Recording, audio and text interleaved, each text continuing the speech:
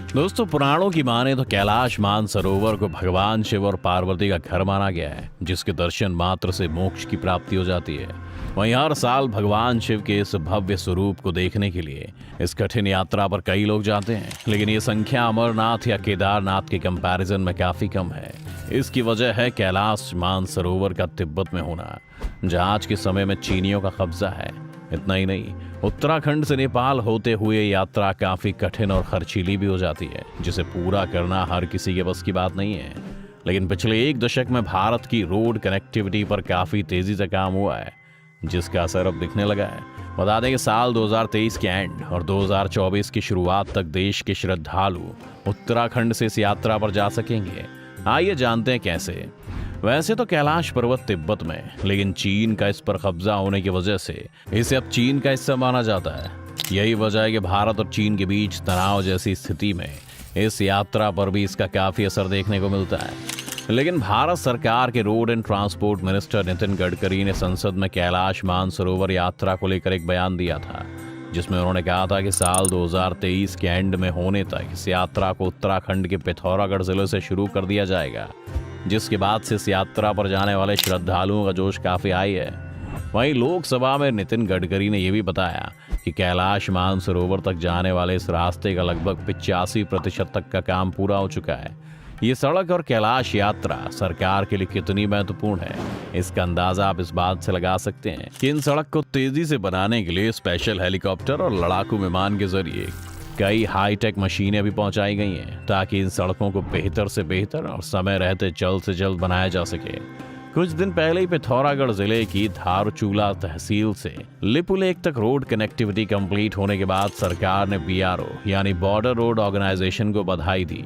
आपके जानकारी के लिए बता दें कि बॉर्डर रोड ऑर्गेनाइजेशन सेना का ही एक विंग है, जिसका काम मुश्किल सिचुएशन वाली जगहों पर सड़कें और पुल बनाना होता है। बीआरओ ईस्टर्न लद्दाख में 19,024 फीट की ऊंचाई पर दुनिया की सबसे ऊंची मोटरेबल सड़क बनाकर अपना नाम गिनीज वर्ल्ड ऑफ रिकॉर्ड्स में दर्ज करा चुका है। वहीं लिपुलेख की बात करें तो यह हिमालय की चोटियों में बसा एक ऐसा एरिया है जो उत्तराखंड और तिब्बत बॉर्डर के पास है। ये रोड कैलाश यात्रा पर जाने के लिए काफी अहम रास्ता माना जाता है। इस सड़क के बनने से कम होगी दूरी, समय भी कम लगेगा। सरकार की ओर से उत्तराखंड से सटी हुई चीनी सीमा पर करीब 80 किलोमीटर लंबी ये सड़क पिथौरागढ़ से खटिया बागड़ होते हुए तवा घाट रोड का एक्सटेंशन है, जो लिपुलेख के पास जाकर कनेक्ट हो जाती है। बता दें कि लिपुलेख पास को मानसरोवर यात्रा का गेटवे भी कहा जाता है। वहीं सड़क की बात की जाए तो ये भारत के लिहाज से इसीलिए भी काफी इम्पोर्टेंट है, क्योंकि कैलाश जाने वाले रास्ते में लगने वाले समय और दूरी दोनों को कम कर देती है। ये रास्ता युद्ध जैसी किसी भी स्थिति में काफी काम आ सकता है। कैलाश मानसरोवर यात्रा का संचालन कुमाऊं मंडल विकास निगम यानी KMVN करता है। इस यात्रा पर जाने के लिए हर साल दिसंबर के महीने में देश भर से जाने वाले श्रद्धालु सरकार से आवेदन करते हैं, जिसके बाद जनवरी में विदेश मंत्रालय मीटिंग में इस यात्रा से जुड़े हुए फैसले लेता है।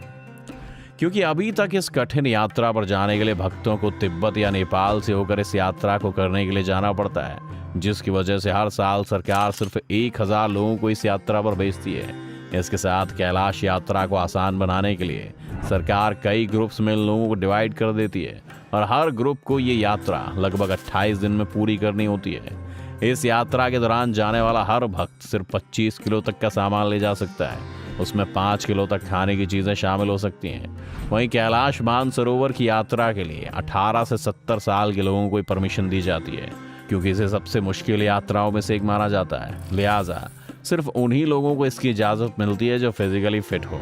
आपकी जानकारी के लिए बता दें कि कैलाश मानसरोवर तक जाने के लिए फिलहाल 3 रास्ते हैं। आइए बताते हैं अभी इनके बारे में।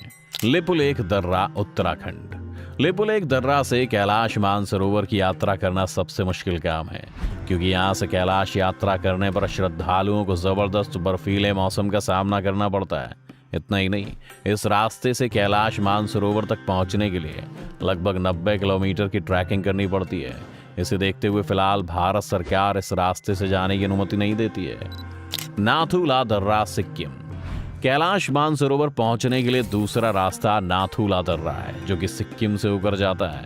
ये रास्ता लिपुलेख दर्रा के कंपैरिजन में थोड़ा आसान है, लेकिन महंगा होने की वजह से ना के बराबर लोग इस रास्ते को चुनते हैं। नेपाल से कैलाश जाने वाला रास्ता, आपको बता दें कि ज्यादातर लोग इसी रास्ते को चुनते हैं क्योंकि बाकी रास्ते के कंपैरिजन में आसान और कम खर्चीला भी है। इस रास्ते कैलाश यात्रा पर जाने पर लोगों को पहले दिल्ली में परमिट से जुड़ी हुई फॉर्मेलिटीज पूरी करनी होती हैं, जिसमें एक हेल्थ चेकअप भी शामिल होता है। इसके बाद सभी भक्तों को सबसे पहले नेपाल की राजधानी काठमांडू ले जाया जाता है। यहाँ कई श्रद्धालु रुककर पहले पशुपतिनाथ के दर्शन करते हैं और फिर अगले दिन इस यात्रा पर भगवान शिव के इस भव्य स्वरूप के दर्शन के लिए आगे निकल जाते हैं। इसके बाद काठमांडू से तकरीबन 1 घंटे की यात्रा के बाद फ्रेंडशिप ब्रिज पर पहुंचने के बाद चीनी ऑफिसर्स मानसरोवर जाने वाले सभी लोगों और उनके सामान की चेकिंग करते हैं। बता दें कि ये जगह नेपाल चीन की सीमा है, जहाँ फ्रेंडशिप ब्रिज इन दोनों देशों को आपस में जोड़ने का काम करता है। इस यात्रा का पहला पड़ाव तिब्बत का नायलम होता है। यहाँ पहुंचने वाले सभी लोगों को टेम्परेचर में एडजस्ट करने के लिए एक दिन बेस कैंप में रखा जाता है। अगले दिन शाम को ये यात्रा सागा फिर प्रयाग पहुंचती है, जिसके बाद दर्शन होते हैं भगवान शिव के अलौकिक रूप के, जो आपकी घंटों की थकान को पल भर में मिटा देते हैं। वहीं कैलाश की परिक्रमा के लिए मानसरोवर झील से 60 किलोमीटर दूर तारचेन के बेस कैंप पहुंचना होता है, जहां से 54 किलोमीटर की परिक्रमा की जाती है, जिसे गिर पाना बेहद मुश्किल होता है। वैसे आप चाहें तो काठमांडू से कैलाश मानसरोवर तक इस यात्रा को बाय एयर भी कर सकते हैं, जो आपके समय और मेहनत को काफ़ी हद तक बचा सकता है। वैसे आप अगर इस बारे में ज़्यादा जानकारी हासिल करना चाहते हैं तो www.kmy.gov.in पर जाकर लॉगिन कर सकते हैं। तो दोस्तों, क्या भारत के कैलाश तक खुद की सड़क बनाना इस बात को दिखाता है कि हम किसी भी देश के भरोसे नहीं हैं और जरूरत पड़ने पर कुछ भी कर सकते हैं? आप भारत में तेजी से बनती इन सड़कों के बारे में क्या सोचते हैं? हमारे चैनल को सब्सक्राइब करने के बाद कमेंट करके जरूर बताएं।